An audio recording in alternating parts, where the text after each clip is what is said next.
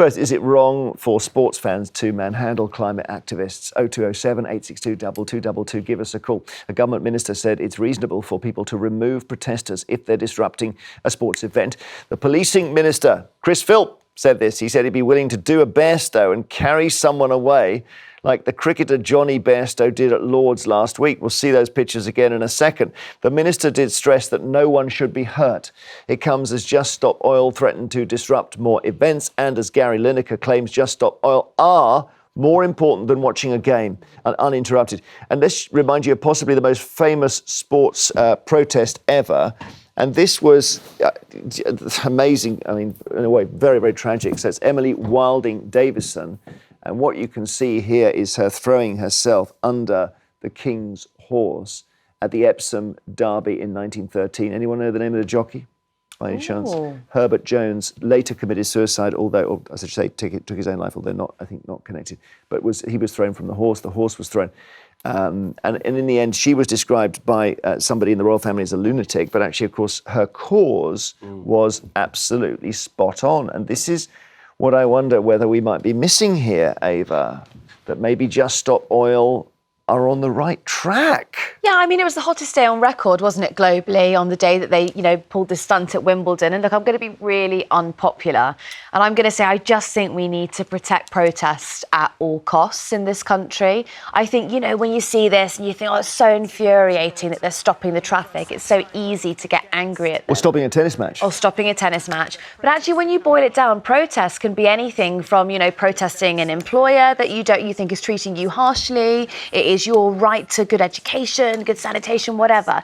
If you start saying certain protests shouldn't be allowed, where does that stop? Where does it end? I think that we're going to end free speech in this country if we don't protect Just Stop Oil. Mike Parry. First of all, the suffragettes, remember, they were battling to be admitted into the democratic process because they didn't have a vote, OK? So that was a very worthy cause. But these people... No one said it was a worthy cause at the time. Can we just make it really clear, actually, that they were called all sorts of names. They were called charlatans. But they wanted to be part of the democratic process. The protesters we're talking about now are way within the democratic process and abuse it very badly.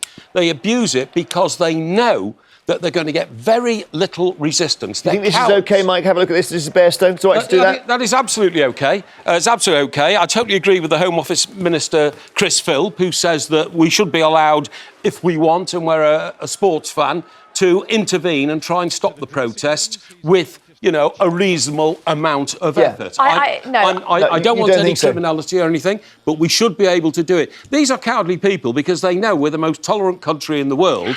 But yes, they're cowardly. I want them to answer the question, why don't you go to China or India and try it there? All right. Ava doesn't think they're cowardly. I just think that's really, it's sort of hyperbolising the situation, isn't it? I can guarantee, Mike, with all due respect, back in the 20s, you would have been out there calling us women who were chaining ourselves to fences. You would have said we were nuts and we should be carried off. And look, this group I don't think I would. Hang on. This group don't feel like they are represented democratically, OK? So this group actually stood up behind Keir Starmer yesterday. And you would think the Labour leader, he'd be on side, he'd be... They're hugely arrogant. Just watch this. So he's making a speech about what he calls oracy, which is about speaking in school. And they do a full-on... it's a very polite interruption, actually, because they're almost saying, do you mind if we unfurl this banner? Green pound, we did that last one. We've done that one. Will you just... Young people want action. We are on the side of economic... So there you are. So maybe that way, you probably don't disapprove of that, Mike. That's all part of the hurly-burly, right? But that's not a sporting event. Exactly, that's the soft one. That's OK. They're not interrupting anybody or wrecking a day's life. Some of these people get up in the morning and they think, now, what can I do today to wreck somebody's life? I know, I'll go to a test match. Somebody's probably saved up for 12 months for a ticket to go there and watch the cricket. But guess what? I'm going to stop them enjoying it because I have a view of what's wrong with the world and only I'm right and nobody's allowed to challenge me and I'm going to go onto the field and stop the cricket. Ava, we see the snooker. There's another one. Ava Santina, the issue here really is what's the snooker done wrong planet-wise? Now, if all we did all day long was play snooker, we wouldn't have a climate crisis. So why throw orange powder on a snooker table? Because it's the stunt and it's the spectacle, and it got the whole country talking. Okay. They were on all the broadcast rounds the next days talking That's about why it's so climate cowardly. change in a way that we don't talk about That, it. Mike, that is it. It makes you angry and you shout about it, and that's where it draws attention. If they go on a march, 20,000 people on a march won't have an inch of coverage. Yeah, but why They don't put they orange powder on a snooker table, you get angry. Yeah, but we all know in this country less than 1% of the emissions which are going into the atmosphere around the world come from the United Kingdom. Most of it comes from America, India and China. So go and protest there. Why won't they go to Tiananmen Square and unfurl their banners there? Because they'd end up in jail for 12 years. That, to me, they do it in this country because we're very tolerant. No, I think that's an incredibly narrow view of it, because you know that we're trying to get it on the agenda, so it means that when the Prime Minister goes off to talk to the G7 or he travels to, China, to America, he can get climate change on the agenda with those world leaders. We do more than That's any why other they do country. it. All right, let's go to... We do more than any other country to try and help No, we don't. the environment. Iceland is basically carbon neutral now. Mm. I mean, we aren't as... I mean, OK, they've got a big geyser and a volcano, but And very few people. Well, And the they've got government hot are water dropping underground. green pledges day in, every single day. While we're talking about Just Stop Oil and not monitoring the government, they are dropping their green climate pledges. They want us OK, back in the Middle Ages. hang on, let's talk to Tim in Merseyside. Tim, do you think we should... If you're watching a sporting event, you should manhandle protesters off the field of play? Well, the question was essentially about the cricketer who put the... Am I on? Hang on, let me just check. Is he on? Yes, you're on. Okay. All right. Hi there. Yeah. Well done. I was saying about the question that was phone about was about the cricketer who put the the protester under his arm and carries him off.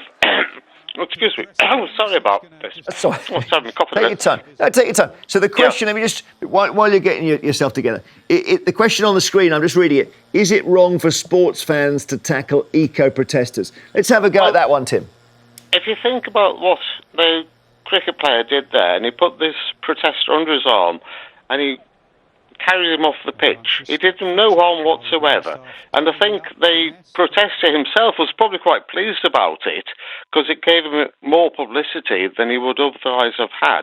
I think there's no harm done. I think the whole thing was all dealt with quite gently and quite, in an okay manner. All right, so you don't mind if somebody, let's say, what's your favourite sport, Tim?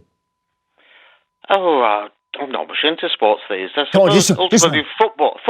Say. Let's say football. Right, you're at the front row of a stadium, and somebody runs on just as your favourite team are taking a penalty.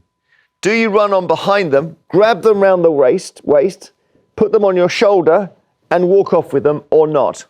Well, if it does no harm, then yes. OK, you would do it. Right. All right, thank you very much for your view. Thank you.